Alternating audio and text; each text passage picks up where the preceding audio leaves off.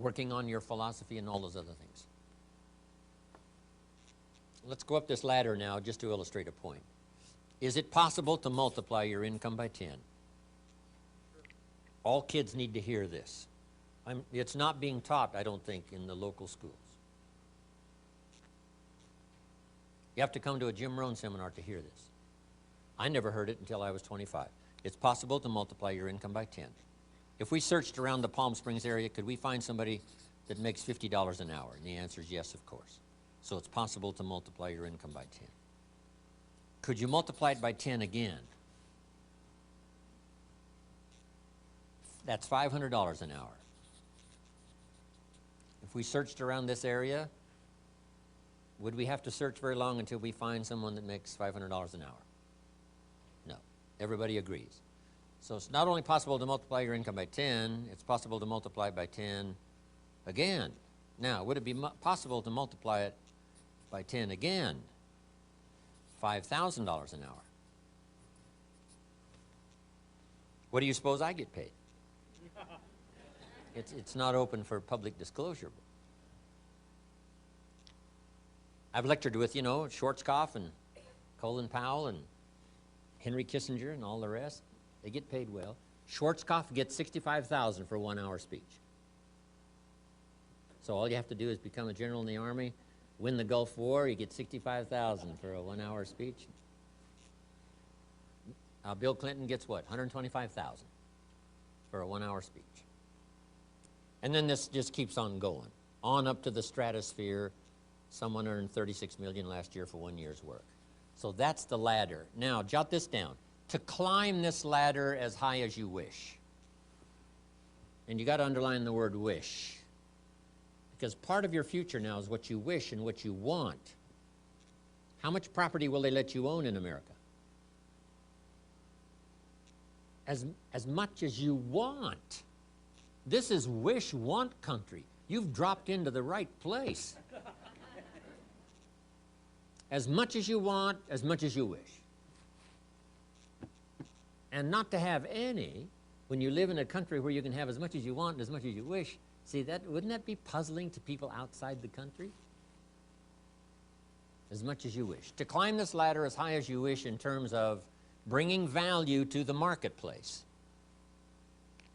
and becoming valuable to the marketplace as high as you wish. Here's all you have to do, and Don and Greg heard it all those years ago, and it's a simple analysis, but it's so true. Here it is, one more time. Learn to work harder on yourself than you do on your job.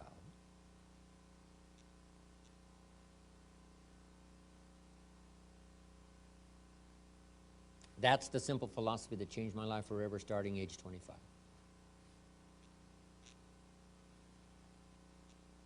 If you work hard on your job, you can make a living, which is fine.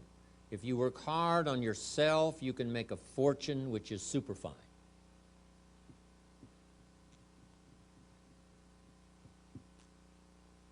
Everything changed for me when I understood this philosophy. I didn't mind working hard on my job, but things didn't seem to change that much. Then I started working hard on myself to qualify. So let me put it in a philosophical phrase now. This is worth the price of whatever it costs for you to be here today. Here it is.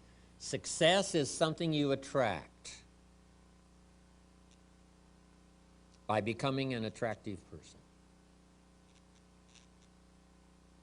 Success is not something you pursue. It's something you attract by becoming attractive. Here's what we teach in leadership. To attract attractive people, you must be attractive.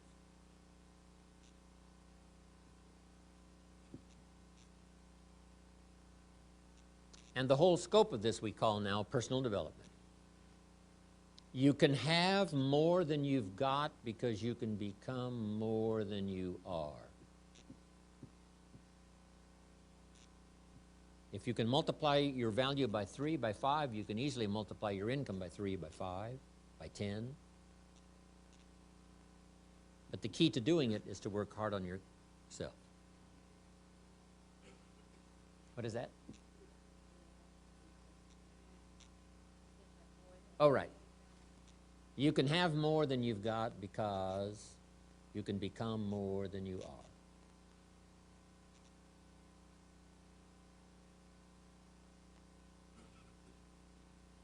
Now, that's why I mentioned this personal development part is learning multiple skills. If it would serve you, multiple languages, okay? Working hard on yourself.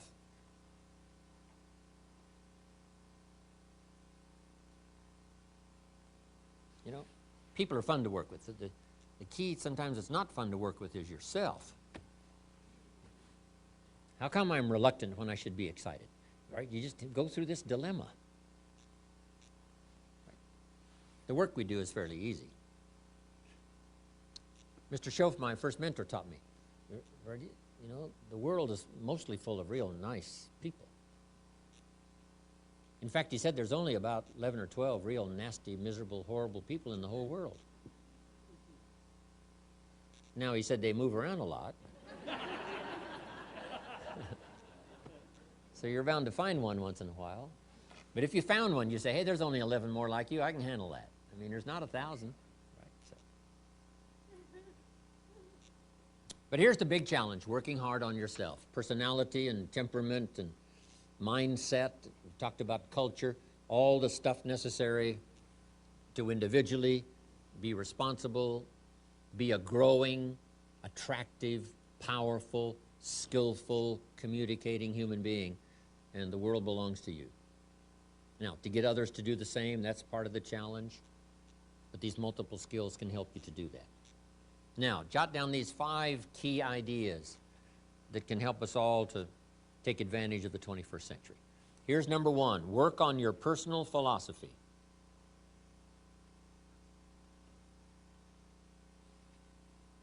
Your personal philosophy is like a guidance system.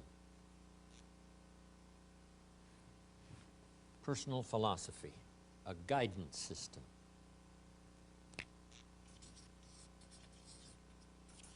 Now, the subject of philosophy is a big subject, you know, spiritual philosophy and economic philosophy and social and all the rest. But your personal philosophy now is like a guidance system. Just draw you an arrow. That'll be your guidance system. And your guidance system only does 2 things. 1, helps you to see the dangers over here so you don't build on the sand, even though at the moment it looks attractive. Blue sky, fleecy clouds, why not build on the sand? See, you just have to get smarter and smarter at that, not to do that. Now, your guidance system also helps you to find the opportunities over here. And this is what the drama of life is all about, danger riding side by side with opportunity.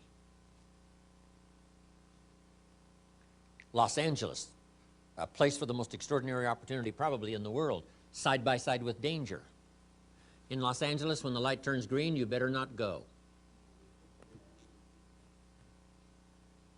Wait 2 or 3 seconds for those maniacs, right, that are running the red light. Did you ever blink and say, I can't believe the light is green and there's cars going this way in front of me? That's Los Angeles. If you're a pedestrian and the light turns green, you better not go. If it says walk, you better not walk for a second or 2 to what? Save your life. Save your life. Okay. Danger and opportunity, side by side. Learning to understand one so you can avoid it, how to cash in on the other. Now, jot this down because it's got to be taught early. The guidance system must start early. When a child goes to school, they've got to have a good guidance system working so they can spot the dangers to their health, the dangers to their person, the dangers to their thinking, the dangers to their future. Early, this system has to start. From early training, ideas, information, parents, teachers. And the temptation is always there.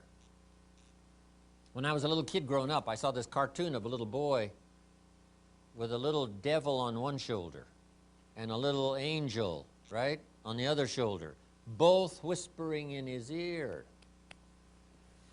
The little devil says, go ahead and do it, it'll be okay. A little angel says, no, no, no, no, no, no, won't be okay, no, no, no. Yes, yes, go ahead, you can get by with it this time. No, no, no. What is that? It's called high drama. This is high drama. Every day of our life we are tempted. Cross the line, tempted. Run the light, tempted. Sometimes it could be fatal in a moment. Here's a father who loves his family. He's a respected citizen of the community. He's got a thriving business, but he's late for an appointment, and he's pushing it in Los Angeles. And the light turns red, and the voice says, go, you can make it this time. Besides, you're late, go. And now he's dead. This is not an evil man. This is not a bad man. This is a careless man who in just a moment of thoughtlessness loses his life. So everybody's guidance system has got to be alert and working. Whether it's in business, crossing the line. Whether it's a moral question, ethical question, all the rest. All of us, that's why the great prayer says, lead us around temptation. Help us to manage this dangerous side. And then it just goes on and on. This is part of the great drama. The spoiler and the creator. Over here is what? Evil. And over here is what? Good. Over here is darkness. Here's light. Over here is illness. Over here is what? Health. Over here is death. Over here is what? Life. Here's tyranny. Liberty. Why this drama? Because it's the only way to create a human drama. So make this note. One of the best I have for the day. Here's what it seems like. Opposites are in conflict and we are in the middle. That's the game of life. Whether it's in business, whether it's home, social, marriage, personal, friendship, health, no matter what it is. It's the drama.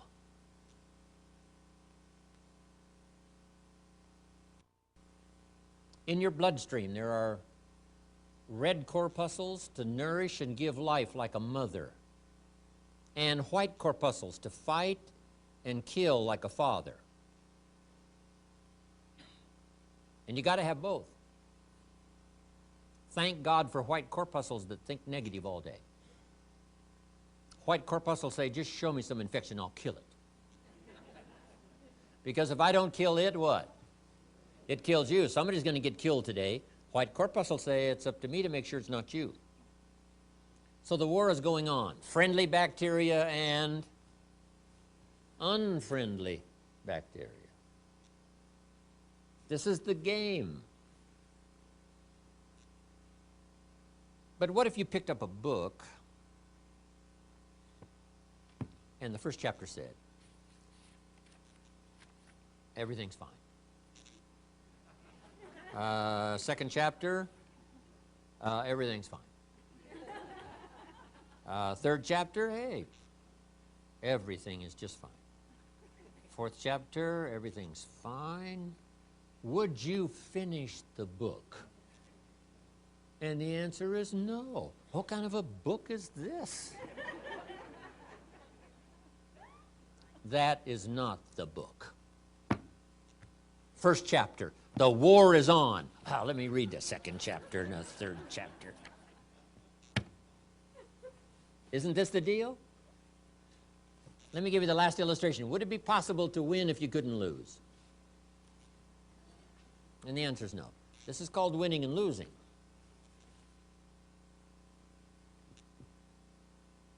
What if you put a football under your arm and we all went with you to the nearest football stadium and you, with this ball under your arm, crossed the goal line? Would we cheer and call it a touchdown? No. It's not a touchdown until you face the 300-pounders that want to smash your face in the turf. And if you can muscle by them and dance past the area and then cross the goal line, we'd cheer and call it a touchdown and maybe a championship. But not without the contest. So it looks like God started this whole thing with the angels. A third of them rebelled, and he threw them out, and that started what we call high drama. And the high drama continues today between the spoiler and the creator. And all we have to do now is figure out in our business, social, personal, economic, daily life how to multiply all life systems by 2, by 3, by 5, by 10 by following a few simple guidelines. One is understanding, first of all, philosophy being like the set of the sail on a sailboat. The winds are always blowing, contrary winds and political winds and social winds, and familiar winds and unfamiliar winds, and upside down winds and storms like hit Florida. So the wind is always blowing. But to get to your dreams and the things you want for yourself and for your family and the money and all the rest, you don't have to curse the wind. All you have to do is set a better sail. And that's what sermons are for, lyrics from songs, dialogue with conversation with friends. And that's what classes like this are for, is to help keep setting better sail so that no matter what happens in 2005, 2006, 7, 8, 10, you will get so good at setting sail that no matter what winds blow, it still takes you toward your destination. That's called the high drama and the game of life. That's it. Making sure you're not building on sand, making sure your casa grande is built on the rock. It starts with personal philosophy. Now, to develop personal philosophy, and only humans have this remarkable ability. Every life form seems to be driven by instinct and the genetic code, except human beings. In the winter, the goose flies south because he's a goose. What else could he do? But not true human beings. Human beings go north, south, east, west, all by choice.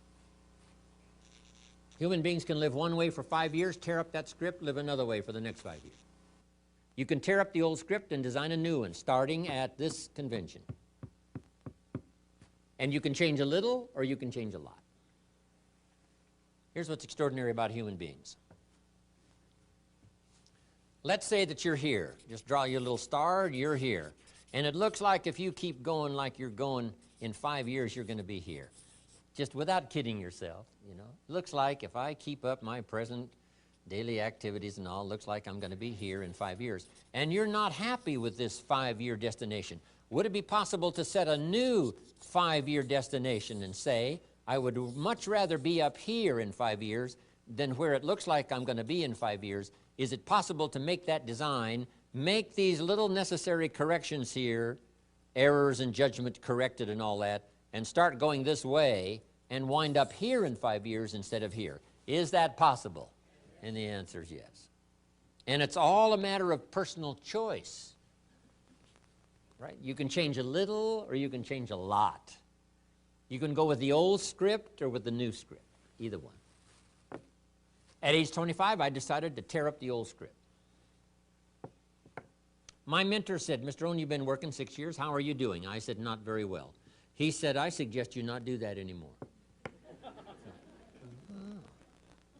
that's a pretty simple analysis.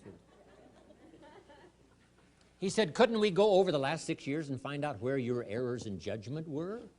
And couldn't we correct those and invest that correction in the next 6 years? I said, I guess we could. That's what we did. That's how I went from pennies to fortune. Incredible. Only humans can do this.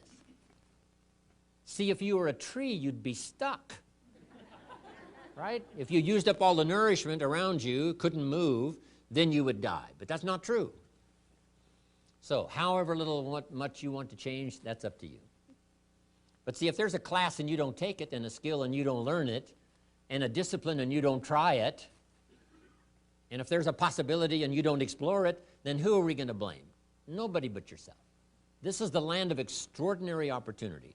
So jot this down in case some of you have to leave early. I've got to leave in about 35 minutes to rush away. I wish I didn't have to, but that's the way it is for today. Jot this little phrase down, and it wouldn't hurt to memorize it. I'll give you time to write it down. Here it is. From testimonials and personal experience.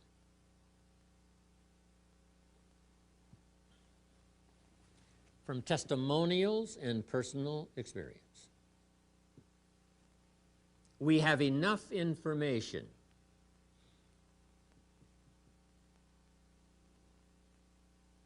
to conclude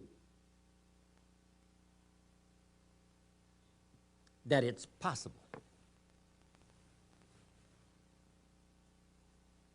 to design and live an extraordinary life. It's possible to design and live an extraordinary life.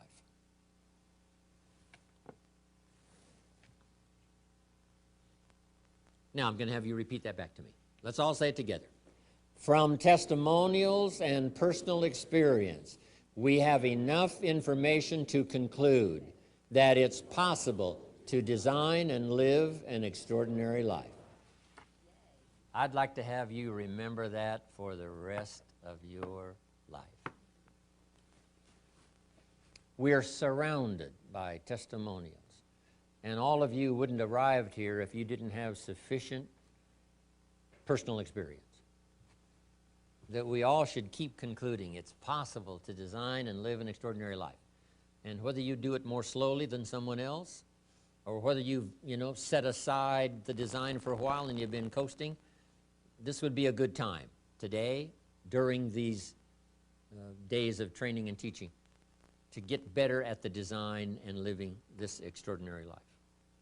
Now, let me give you the rest of my ideas. The first one was personal philosophy. Learning to judge between darkness and light. Then here's the key, to cooperate with the positive side. It's like your health. Just learn to cooperate with the positive side.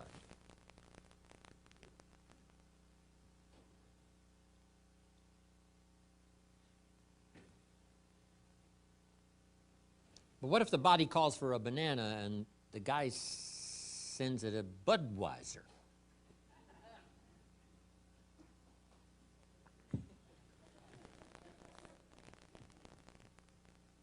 Good health calls for a banana. Now, if you sent the wrong material, couldn't the body now say, whose side are you on? Good health says, I'm working overtime, trying to keep you healthy and push illness into a strong corner. I need some cooperation. And that's what the game of life is all about, to find out where the dangers are, minimize those, push them into a small corner. For a long time in the world, there was more tyranny than liberty. Now that the walls came down in Germany, there's now a lot more liberty than tyranny, along with all of the difficulties and stresses and terrorism and all the rest. Nothing new there. But this is a time of more liberty than tyranny, more light than darkness, more health than illness, more opportunity than danger. These are extraordinary times. If there was ever a time to quickly learn, put it all in order, and move forward on all life systems to multiply their values by 2, 3, 5, 10, this would be the time to do it. Now here's 4 more key ideas. One is personal philosophy. Here's the next one, attitude. How we feel plays such a major part in our future. First, it's what we know, so we can make wise decisions about danger and opportunity. But second is how we feel. First, it's how you feel about the past. You need a healthy attitude about the past so that you use it, not live in it, but use it. Not carry it like a burden, but let the wise lessons you learned from the past now serve as fuel to furnish the future. Next, a good attitude about the future. You got to set your goals. We look back for experience, but we look forward for inspiration. We must be instructed and inspired. No better inspiration than to set your goals.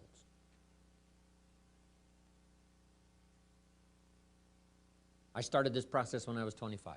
Literally rocked my world, changed my life.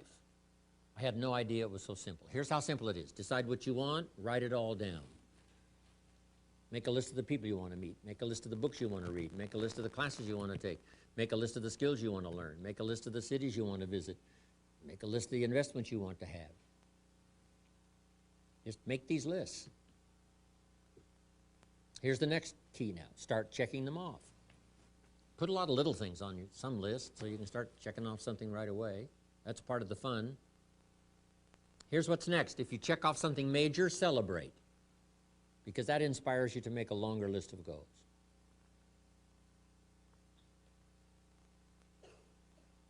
And put everything on your list, little things, insignificant to someone else, important to you. I put a little revenge on my first list. My mentor said it was healthy. Some of the people who said I couldn't succeed, kid from the farms of Idaho, they went on my list. Couldn't wait to get my new car, drive it up on their lawn. Say, oh, pardon me, here's the money to have it fixed. Just little satisfactions. My Japanese friend, Toro Ikeda, San Jose, California, put on his first list, a Caucasian gardener. Yeah, I like that, Toro. Way back then, everybody had a Japanese gardener. Everybody, Japanese gardener. He said, I'm Japanese, I'm gonna have a Caucasian gardener. Okay, little satisfactions, right? Set your goals, decide what you want, write it down, start checking them off. It's powerful stuff. Next, it's how you feel about everybody. If you want to be a leader, true leader, entrepreneur of the highest order, well-respected, unique in your field, here's number one, how you feel about everybody. And this is philosophical as well. You cannot succeed by yourself. So a unique sense of appreciation of everybody goes with the territory of leadership.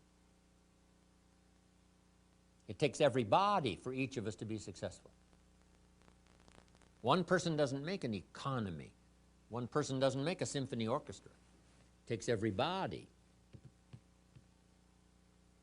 For this gathering today, all of you had to be here to make this gathering. Everybody. If one of you were missing, there wouldn't be this many people here.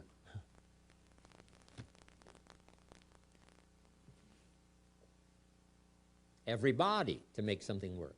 For the office, whatever, the enterprise takes everybody. The gift of America is everybody who came over the last 200-300 years, bringing with them their gifts. No country has become such a depository of the gifts of the world like America has over the last 200-300 years. People coming, bringing their gifts. Gift of language, gift of learning, gift of politics, gift of government, gift of medicine, gift of healing, gift of music, gift of the work ethic. All this came in steady streams from all over the world, making us unusual because of the gifts that were brought. And to understand that and appreciate it now gives you open access to the market that's available to make your fortune. Now what I love to do is go back where these gifts came from. Not long ago I was in Rome, had 1,000 people in my class. Someone suggested, Jim Rohn loves the music of Andrea Bocelli, the blind opera singer from Italy. So when they introduced me, I walked to the podium and all 1,000 of these Italians stood up and sang for me one of Andrea Bocelli's songs. In true Italian style, tears. I described it to my grandchildren later. I said, here was the scene, a choir of 1,000 and an audience of 1. And that was me. I thought, here's where some of these gifts came from. The gift of poetry. The gifts. So learn to appreciate the gifts. Now the last attitude is how you feel about yourself. Nothing more powerful than self-esteem, which creates self-confidence. The greatest steps towards success come from self-confidence, and that comes from self-esteem, doing what you know you should so that at the end of the day, you have high, high self-esteem. That's attitude. Now here's the third of the 5 ideas. 1 was personal philosophy, 2nd was attitude, number 3, activity.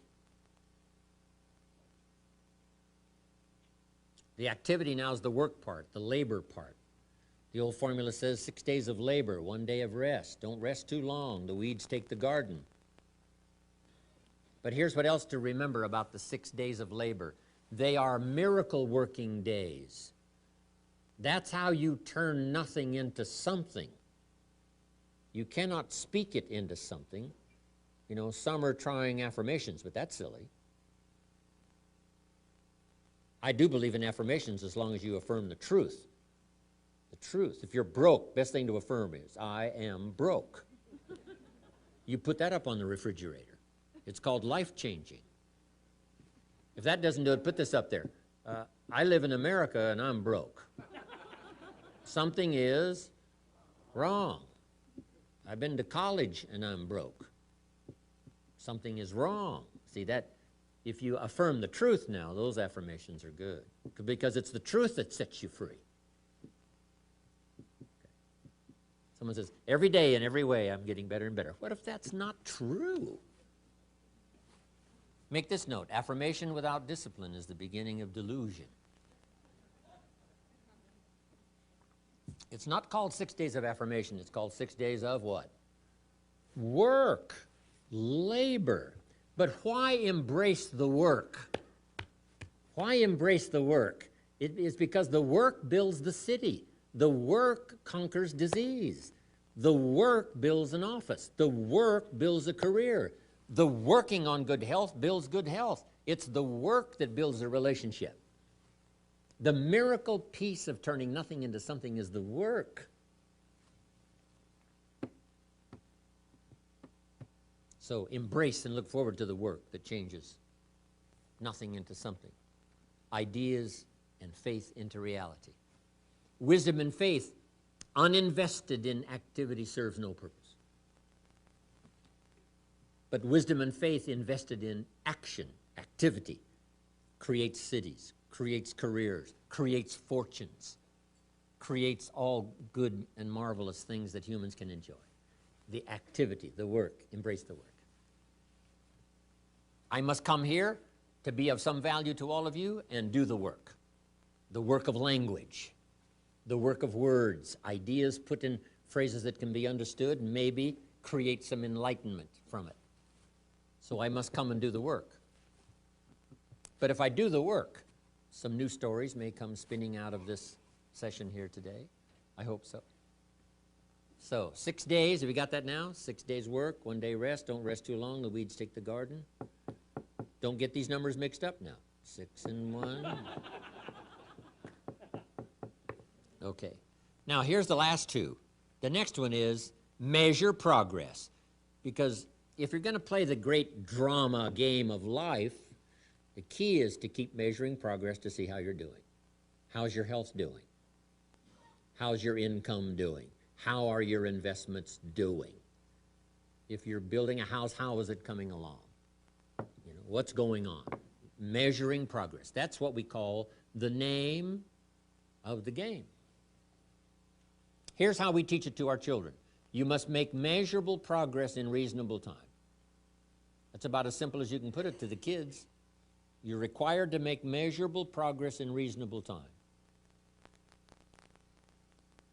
Now, we must be reasonable with time. You can't say to someone every 5 minutes, how are you doing now? 5 minutes later, how are you doing now? This guy says, I haven't left the building yet. Give me a break. So 5 minutes to ask for a count or a measure is too soon. 5 years is too long, too late. Too many things can go wrong. So reasonable time. Here's reasonable time. 1, at the end of the day. Don't let more than a day go by but what you check and measure some things. Count, measure, take a look at. My mama taught good health. I've been healthy all my life.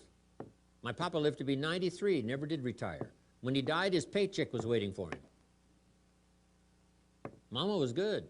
Mama said, an apple a day, not once in a while, apple a day. I've modified it a little, apple juice, apple pie.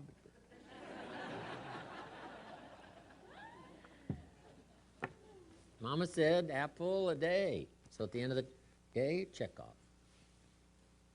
The old prophet said, if you're angry, try to solve it before the sun goes down. Don't carry it over for another day. Tomorrow it might be too heavy to carry. A conversation a father should have with his daughter today, because the magic is there. If he waits till tomorrow, the magic could be gone. Today, a reasonable time to count, how are you doing? You have how many properties now? Right? It's been 6 months. You have how many now? It's been 1 year. Now you have how many? It's been 2 years, and now you have how many? How many? It's the key. Count. Count. It's the deal. Success is a numbers game. How many years do you want your child to spend in 4th grade? Approximately. About what? One. One grade, 1 year. Progress. 1 grade, 1 year. And you've got to set up your own measuring system. Don't wait for somebody else to do it. You set it up. Because society doesn't require you not have a heart attack. That you must require of yourself.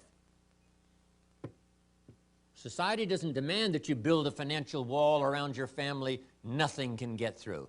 That you must demand of yourself. So the government's not there to measure. Society's not there to measure. You must be responsible enough to measure yourself. How are you coming on this financial wall around your family? Nothing can get through. How are you doing? And whether it's a few pounds to lose, or whether it's a financial wall, or whether it's a growing office, whatever it is, find some ways to measure so you don't become disillusioned, thinking, oh, it looks okay, when it really isn't okay. Measure, check. Measure, check. It's the game to play. Now, here's number 5. First was personal philosophy. We're affected by what we know. Second is attitude. We're affected by how we feel. I've had this debate with Zig now for 45 years. Should you start with education or motivation? The attitude's the motivation. Philosophy is the education. Zig says motivation first, then education. I say education first, then motivation. It's a good debate. I say, Zig, if a guy's an idiot, you motivate him. Now you got a motivated idiot.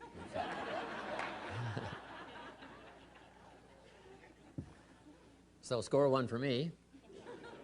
But now Zig comes back. Here's what Zig says. Yes, but you have to be motivated to be educated. I said, what? That's very good. That's very good. So our debate continues. But you need both. Philosophy, guidance system, set sail so that no matter how the wind blows in the next few years, you'll be okay because you've learned to set sail, adjust, learn, study, grow, take notes like you're doing today. The hard work of learning is just as hard for you to learn and study today as it is for me to lecture. Both of it's hard work, but it's the work that pays extraordinarily well. Okay, then number 3 was activity.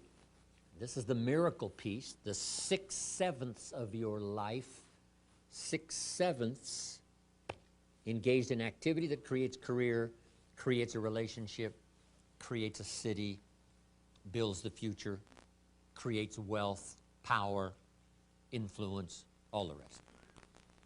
Activity. Then measuring progress. Don't kid yourself. Don't be deluded into thinking things, oh, it looks okay. You know, the bank's full of money. That may not be the only sign to check. The old prophet said, the vineyard looks good, but make sure you check for the little foxes.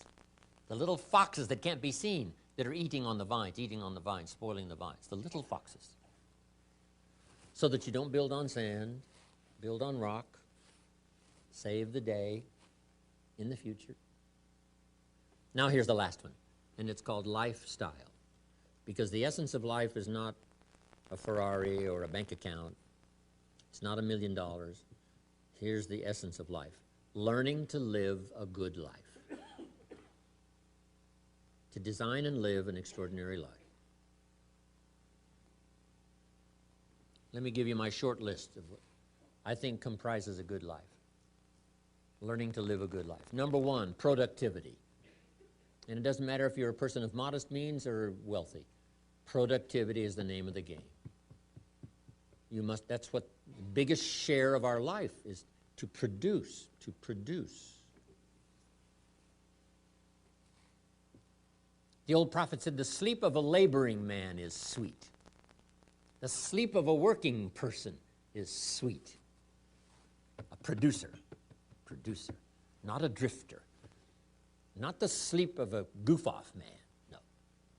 Not the sleep of a joker, no. The sleep of a producer is sweet.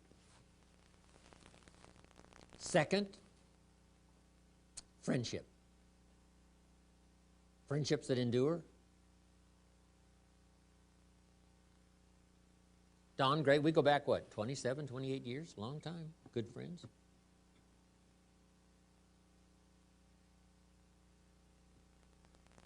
Friends are those wonderful people who know all about you and still like you, right? Those are good friends.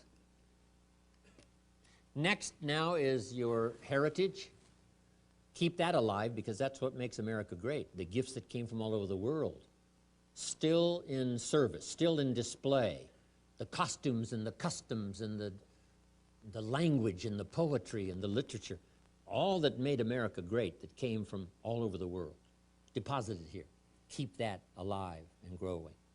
Language, music, customs, fiestas, all the good things that come from your culture, your heritage, that keep America lively, unique. There's nothing like it in the history of the world. 6,000 years of history. Makes us strong, makes us powerful, makes us the envy of the world. Next is your spirituality. Whatever you might believe about spirituality. I've got 3 words for you to consider. Jot these down. Remember them forever. Number 1, study. Whatever your spiritual persuasion, study it. Don't leave it unstudied. Don't leave your spiritual heritage unstudied. So study. Number 2, practice. Don't leave your spirituality unpracticed, whether it's one-on-one in the marketplace or synagogue or church, whatever. Studied, number 1. Practiced, number 2. 3, taught. Don't leave your spirituality untaught. Pass along what's become valuable and beneficial to you. Pass it along to someone else, especially to your children. That's how we build the strong foundation for the country. Families well taught, well instructed. Next, something my parents taught me that they practiced all their life. Now I practice. Don't miss anything. Don't miss the game, don't miss the concert, don't miss the performance, don't miss the show. Don't miss the conversation. Don't miss the sermon. Don't miss the class. Don't miss anything. Go, look, see, learn, try, taste. Let that flavor of life be part of your lifestyle. When my father was 73 years old, after my mother was gone, when my father was 73 years old, or 93 years old, before he died, if you would have called him at 10:30, 11 o'clock at night, he wouldn't be home. He's at the concert, he's at church, he's at the rodeo, he's watching the kids play softball every night, somewhere. My parents taught it, practiced it. Unbelievable. Don't miss anything. Don't miss the taste, the language. Elton John sings, she lived her life like a candle in the wind, never knowing who to cling to when the rain set in. What if you missed that? See, that wouldn't be good. George Harrison used to sing before he died, if not for you, the winter would hold no spring. Couldn't hear a robin sing. I just wouldn't have a clue if not for you. Wow. Go taste, go listen, go enjoy. Now jot this down. There's a genius within all of us that recognizes extraordinary value.